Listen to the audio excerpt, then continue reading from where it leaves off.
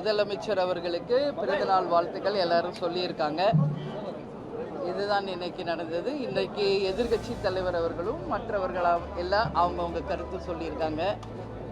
கடந்த 2-3 நாட்களாக நான் பேசும்போது டம்ளரில் தண்ணி கொடுக்கறதுக்கு பதில் பாட்டிலில் கொடுங்க அப்படின்றத நான் சொன்னேன். அப்போ அண்ணன் ஓபிஎஸ் அவர்கள் அன்னியார் நல்ல கருத்து சொல்லியிருக்காங்கன்னாரு. பட் அதை எடுத்து போட்டால் வன்முறையாகும் போது பிரச்சனை வரும்னாங்க. அப்படி பார்த்தா டம்ளர் போட்டாலும் பிரச்சனையாகும் அப்படின்ற கருத்து நான் சொன்னேன். அண்ணன் ஓபிஎஸ் அவர்கள் பார்க்க அமைதியாக இருந்தாலும் அவருக்குள்ளே இப்படி ஒரு மாறுபட்ட கருத்து இருந்தது. அங்கே சபையில் எல்லாருமே கொஞ்ச நேரம் ரிலாக்ஸ் பண்ணி சிரிக்கிறதுக்கு ஒரு வாய்ப்பாக இருந்தது. அதே போல் நேற்று பாதிக்கப்பட்ட பெண்கள் சார்பாக ஒரு நிமிடம் நம்ம மௌன அஞ்சலி செலுத்தியிருக்கலாம் அப்படின்றத நான் என் கருத்தாக சொன்னேன். அதே மாதிரி ஆளுநர் அவர்கள் அவருடைய உரையிலே தேன் பாயலன்னா கூட ஈட்டி பாயிற அளவுக்கு தமிழை தப்பு தப்பாக தலைவர்கள் பேரெல்லாம் அவர் பேசினதை நான் சுட்டி காட்டினேன். அதற்கு அவைத்தலைவர் அவர்கள் அதுக்கு நீக்கப்படும் என்றார். சரி, அதற்கு ஓகேன்னு சொல்லிட்டேன் நான். பட் வேற்று மாநிலத்திலிருந்து வந்தாலும் அதை கேட்கறது நம்ம காதுகள் தான். அதனால் என்னுடைய கருத்தை உண்மையை நான் சொன்னேன், உண்மையை உறக்க சொன்னேன், அவ்வளோதான். அது இன்னைக்கு அதர் லாங்குவேஜ் இருக்கிறவங்க தமிழ் லாங்குவேஜ் ப்ரொனவுன்ஸ் பண்ண முடியலன்னா அது நம்ம கேட்குறவங்களுக்கு ரொம்ப மனசு கஷ்டமாக இருக்குது. அதனால் தேன் பாயிலனால ஈட்டி பாய்ஞ்ச மாதிரி இருந்தது. அவருடைய உரை 37 நிமிடம் பேசினா 37 மிஸ்டேக்ஸ் அவர் சொன்ன மாதிரி இருந்தது என்ற என் கருத்தும், ஆளும் கட்சிக்கு ஆதரவாக அவருடைய உரை இருந்ததும் என்றும் என்னுடைய பதிய வச்சுருக்கேன். அது மட்டும் இல்லாமல் கடந்த சில நாட்களாக தமிழ்நாட்டில் நடக்கின்ற அவலங்கள், அதாவது கவர்மெண்ட் ஸ்கூலில் ஆளும் கட்சியை சேர்ந்த நிர்வாகிகள் சென்று கிளாஸ் நடக்கும்போது முதல்வருடைய புகைப்படத்தை மாற்றுறது, அதே போல் அமைச்சர் பெருமக்கள் பொதுவெளியில் நடனங்கள் ஆடுவது என்று எல்லாமே மக்கள் பார்த்துக்கிட்டு இருக்காங்க. இதையெல்லாம் உண்மையிலே பார்க்குறதுக்கு மக்கள் இன்னைக்கு மிக மிக மிக எல்லாருமே ஒரு வெறுக்கின்ற ஒரு நிலையில் இன்றைக்கி தமிழகம் சென்று கொண்டிருக்கிறது. அதே மாதிரி மின்வெட்டு பிரச்சனை எல்லா இடத்துலையும் இருக்குது. இதில் சில இடங்கள் மட்டும் கிடையாது, நிறைய இடங்கள்ல இருக்குது. நான் ஏற்கனவே பல முறை நான் விருதாச்சலம் போனப்பே சொன்னேன், மழைக்காலம் வரப்போது நெல் மூட்டைகளை எல்லாம் நம்ம இப்போயே உரிய குடோன்களுக்கு மாற்றுங்க, இல்லைன்னா எல்லாம் நனைஞ்சு வீணாக போகும்னு. பட் அதை காதிலே வாங்கலை. செவுடன் காதில் ஊதில் சங்கு போல எல்லாம் ஆட்சியாளர்கள் இருந்ததின் விளைவு இன்னைக்கு தமிழ்நாடு முழுக்க பெய்கின்ற மழையில் அத்தனை நெல் மூட்டைகளும் நனைந்து இன்னைக்கு எல்லா இடத்துலையும் முளை விட்டிருக்கிறது. அதில் 1.5 லட்சம் நெல் மூட்டைகள் விருதுநகர் மாவட்டத்திலும் கும்பகோணத்திலையும் 75,000 மூட்டைகள் நனைஞ்சு வீணாயிருக்கிறது. இதையெல்லாம் அரசு கவனத்தில் கொள்ள வேண்டும். மின்வெட்டை உடனடியாக சரி செய்யணும். மிகை மாநிலமாக இருக்கிற தமிழ்நாட்டில் ஏன் இப்போ மின்வெட்டு வருகிறது என்ற கேள்வி இன்னைக்கு அவையில் பேசப்பட்டது. சட்டம் ஒழுங்கு பற்றி பேசப்பட்டது, பாலியல் வன்கொடுமை பற்றி பேசப்பட்டது. இது போன்ற பல்வேறு விஷயங்கள் இன்னைக்கு அங்கே பேசப்பட்டது. ஆட்சியாளர்கள் ஏற்கனவே குழந்தைகளையும் மூளை சலவை செய்து, பள்ளி மாணவ மாணவிகளை மூளை சலவை செய்து ஆட்சிக்கு வந்ததாக ஒரு கருத்து இருக்குது. அப்படி இருக்கும் பட்சத்தில் இந்த ஆட்சி ரொம்ப கவனமாக இருக்கணும்.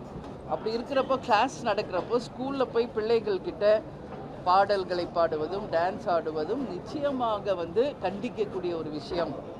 அமைச்சர் பெருமக்களும் பொதுவெளியில், இன்றைக்கு அவங்கெல்லாம் அமைச்சர்கள், பொதுவெளியில் நிச்சயமாக ஒரு கண்ணியத்தை கடைபிடிக்கணும் என்பதுதான் மக்கள் எதிர்பார்க்குறாங்க.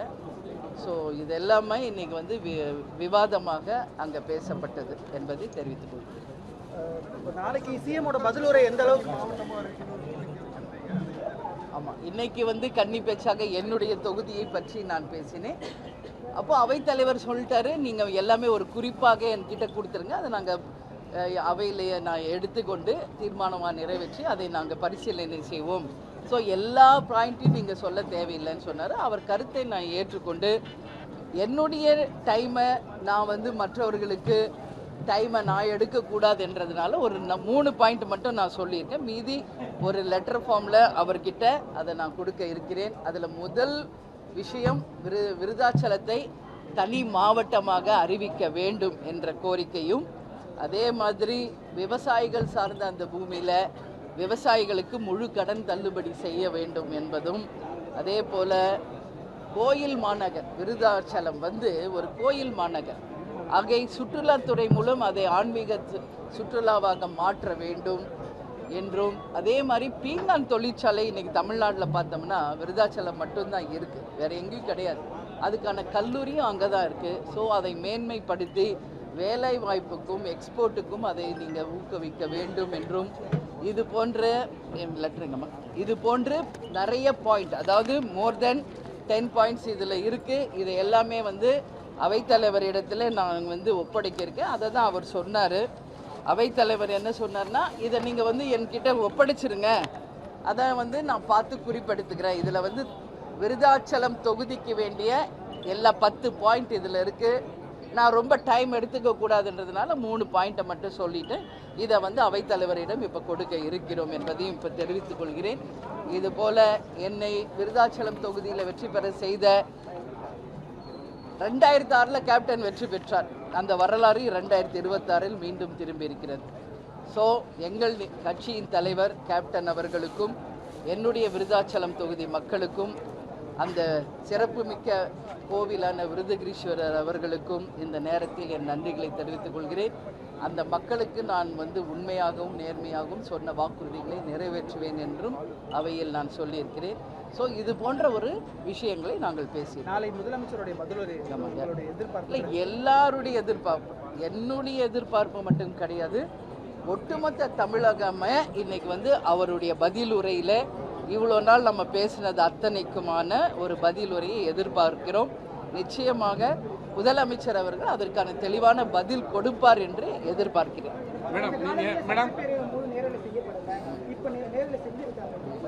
வரவேற்கிறேன். கேப்டனுடைய கனவு நிஜமாயிருக்கிறது. இதை முதலில் சபையிலேயே குரல் எழுப்பியது கேப்டன் தான்.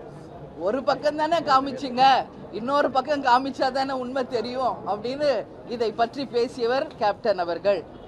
அது இன்றைக்கு உண்மையாக இருக்கிறது. நேரலையில் சட்டசபை நிகழ்வுகள் ஒட்டுமொத்த தமிழக மக்கள் பார்ப்பதற்கு ஏதுவாக இருக்கும் இந்த அரசை நான் வரவேற்கிறேன், பாராட்டுகிறேன். ஏன்னா மக்கள் வரி பணத்தில் தான் இங்கே சட்டசபை நடக்குது. அப்போ மக்கள் பார்க்கணும் கண்டிப்பாக என்ன நடக்குதுன்றத. ஏன்னா 234 எம்எல்ஏஸ் தமிழ்நாட்டை சேர்ந்தவங்க தான். அப்போ அந்தந்த தொகுதி மக்களுக்கு நம்ம எம்எல்ஏ என்ன பேசுகிறாருன்னு தெரியணும். ஸோ நேரலையில் இன்றைய முதல் கண்டிப்பாக அது வரும் என்று சொன்ன ஆளும் கட்சி தாவேகாக்கு, முதலமைச்சருக்கு நான் இந்த நேரத்தில் நன்றிகளை சொல்ல கடமைப்பட்டிருக்கிறேன்.